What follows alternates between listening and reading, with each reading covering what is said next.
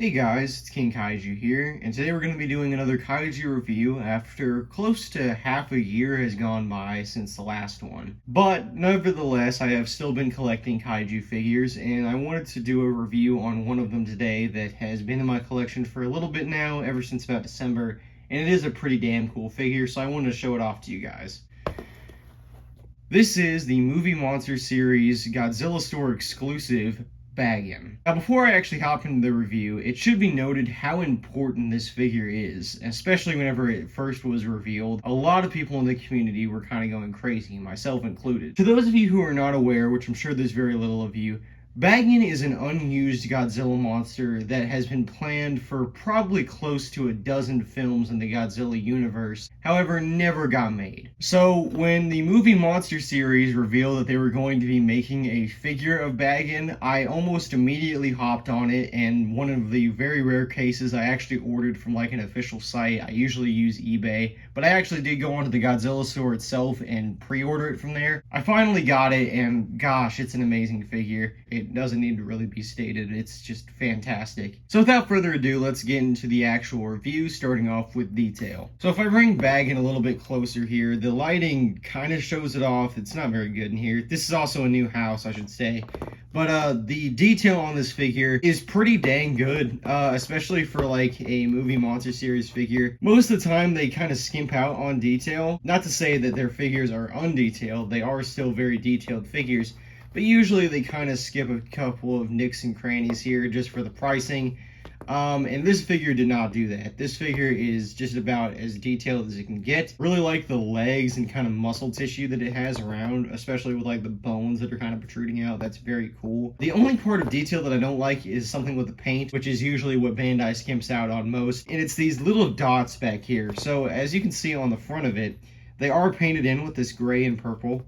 But on the back here, they are not. It's just a very simple gray, which is the base color of the figure, which is kind of disappointing. But other than that, it looks fantastic. The claws are painted in, not on the bottom sadly, but still painted. The red goes down all the way to the tail. The back spines aren't painted, which is a little bit disappointing, but you know, not as disappointing as I say the back itself. Another thing that I don't exactly care for too much is that these spikes right here are molded into the figure, which is something that Bandai has been doing a lot recently. If you've seen their recently revealed like Scar King. However, those are very, very small complaints with me. This figure is still absolutely amazing and has some of the best detail, I'd say, in any of the Movie Monster series. It's one of the top ones for sure. Now moving on to articulation, it's pretty bare bones. It's not that impressive. Of course, the arms can move to where, you know, Bagan can be roaring at another monster.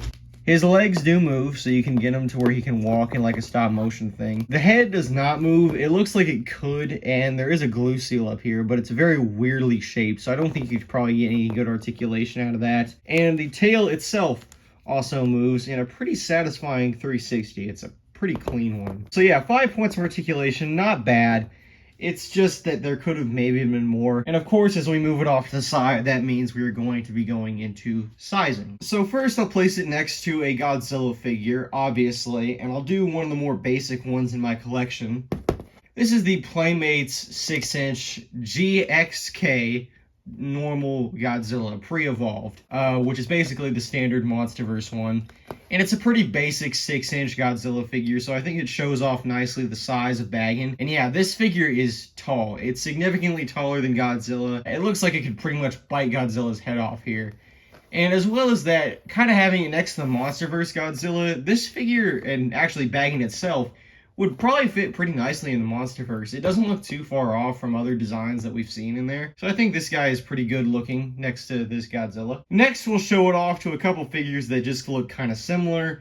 One of which being Super Pazuzu, which is another kind of demonic looking, almost gray kaiju. Now, of course, this is an Ultraman monster. I don't know why these guys would cross over, but they do look very similar. They're both a red, a very dark red, as well as mainly gray. Of course, Super Pazuzu here is based off an actual demon. Bagan kind of sounds like a couple of like the names that you would hear in the Bible for like the 7 most deadly demonic figures, such as like Belial and stuff like that. It kind of has a similar ring to it, and of course the figure itself, or sorry, not the figure, the design obviously looks very like demonic inspired. Yeah, these guys look pretty good next to each other. I can see them maybe like teaming up to go against a force of good or something like that. And I don't really have any other demon kaiju on hand, but I do have another kind of gray evil monster that looks pretty good next to him, which is the much smaller Scorpus. We can see that Bagan is, of course, much taller than this figure. Now, Scorpus is itself a pretty small figure,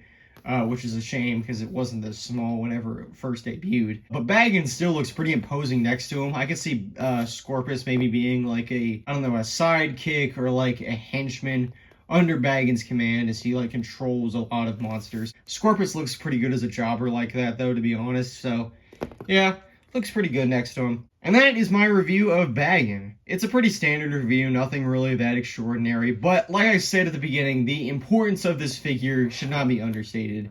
An unreleased monster, I never made Godzilla Kaiju into a figure, which is absolutely incredible. Lots of people want this figure, it's kind of a fan favorite as my understanding goes, and I can totally see why. This figure looks amazing. Of course, it's Bagan for crying out loud. I would say that if you can find it for a good price, like under, I'd say $50 is pretty good, definitely pick it up. It is very much worth it. Thank you all for watching the review, though, and I will see you all in the next one.